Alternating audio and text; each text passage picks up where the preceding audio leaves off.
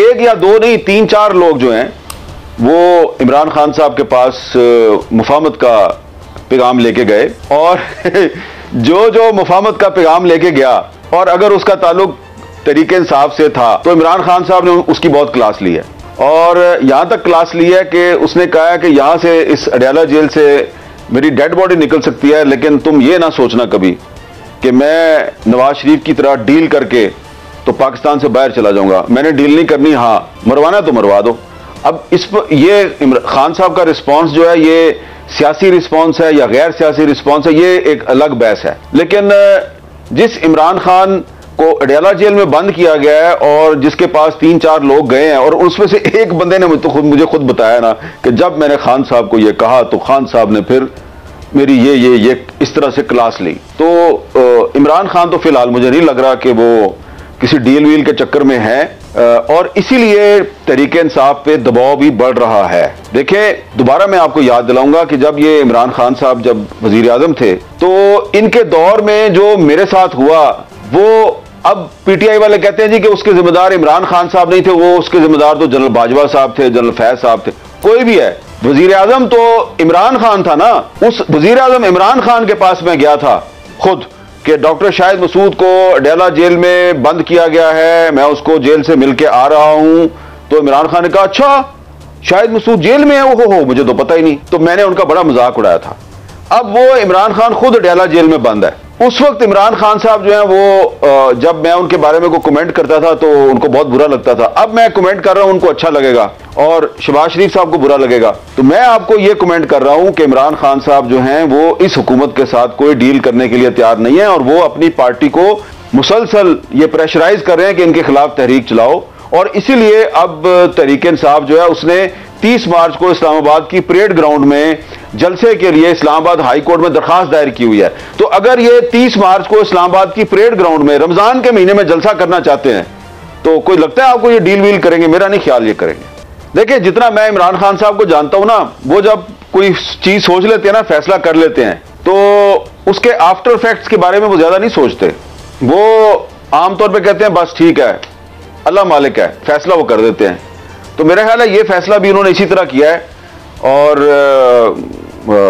जो डील का पैगाम लेके गए थे उनको उन्होंने यही कहा कि यार आप मेरी फिक्र ना करें, मेरा अल्लाह मालिक है। नवाज शरीफ साहब जो हैं वो जब लंदन से फ्लाई किया और वो पाकिस्तान पहुंचे और उन्होंने जलसे से खिताब किया, और फिर जब इलेक्शन की कैंपेन चली तो मुस्लिम लीग नून ने नारा लगाया पाकिस्तान को नवाज दो। नवाज शरीफ साहब जो हैं वो उनके वजारत उज़्मा के उम्मीदवार थे, ठीक है जी। फिर वो मानसरा से एक सीट हार गए, लाहौर से जीत गए, वो वजीर आजम के उम्मीदवार थे भाई। अब वो खुद वजीर आजम नहीं बने, उन्होंने अपने भाई को वजीर आजम बना दिया है और अपनी बेटी को उन्होंने चीफ मिनिस्टर बना दिया है। अब आप क्या चाहते हैं कि अगर मरियम नवाज चीफ मिनिस्टर बन गई है और किसी इजलास में नवाज शरीफ साहब भी बैठ गए तो वो ना बैठे? आईनी और कानूनी लिहाज से आप बात कर रहे हैं ना, तो आईनी और कानूनी लिहाज से नवाज शरीफ साहब को नहीं बैठना चाहिए। लेकिन आप ये देखें कि पंजाब का वजीर खजाना जो है वो बजट तकरीर पेश करता है जब पंजाब असम्बली में, तो वो नवाज शरीफ की तस्वीर रखी होती है उसने। तो ये उनकी अकीदत है अपनी पार्टी के साथ। अब ये जो अकीदत है ये आइन और कानून के मुताबिक दुरुस्त है या नहीं है, लेकिन ये एक पॉलिटिकल जेस्चर है। नवाज शरीफ साहब को काबीना के इजलास में बैठाना एक सियासी पैगाम है कि भाई पंजाब में तो नवाज शरीफ की हुकूमत है। ये उन्होंने पैगाम दिया है इस्लामाबाद वालों को, जहां पे कि शायद कुछ लोगों का ख्याल है कि नवाज शरीफ की हुकूमत नहीं है, किसी और की हुकूमत है। तो अगर उन्होंने एक सियासी पैगाम दिया है तो आपको इस पर क्या एतराज है? खैबर पख्तूनख्वा के चीफ मिनिस्टर और वजीर आजम शहबाज शरीफ साहब के दरमियान मुलाकात एक अच्छी पेशरफ्त थी, it was a very positive development.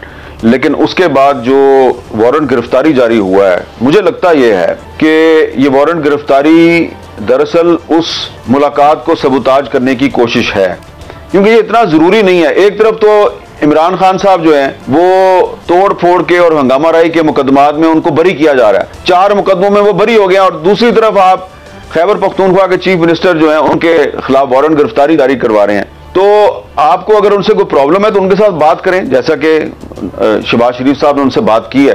तो मेरा ख्याल है कि अगर पंजाब से खैबर पख्तूनख्वा के वजीर आला के वारंट गिरफ्तारी जारी होंगे तो इससे पाकिस्तान के वफाक की जो 4 इकाइयां हैं उनके जो बामी ताल्लुकात हैं वो उन पर असर पड़ेगा, और मरकज और सूबे के दरमियान जो कशीदगी है उसमें इजाफा होगा। मेरा ख्याल है कि ये बहुत बदकिस्मती की बात है।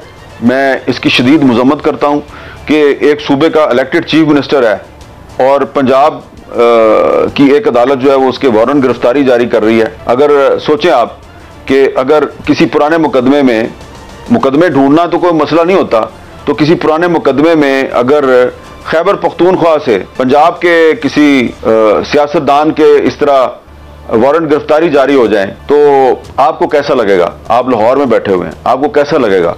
अब जरा आप सोचें कि ये जो वारंट गिरफ्तारी की खबर मीडिया पे हाईलाइट हुई है, तो जो लोग पेशावर में बैठे हुए हैं, जो लोग डीआई खान में बैठे हुए हैं, जो लोग बन्नू में बैठे हुए हैं, कोहाट में बैठे हुए हैं, तो उनके दिल पे क्या बीती होगी यार कि हमने अपने सूबे का एक चीफ मिनिस्टर बनाया है। ठीक है, मुस्लिम लीग नून के उससे इख्तिलाफात हैं, लेकिन इन्होंने पंजाब की एक अदालत से उसका वारंट गिरफ्तारी जारी करवा दिया। तो मेरा ख्याल है कि हमें हकीकत पसंदी का मुजाहरा करना चाहिए। ये जो सियासी लड़ाई है इसको सियासी लड़ाई रहने दें। इस सियासी लड़ाई को इतना आगे ना लेके जाएं कि इससे पाकिस्तान के वफाक और इस्तेहकाम के लिए खतरात पैदा हों।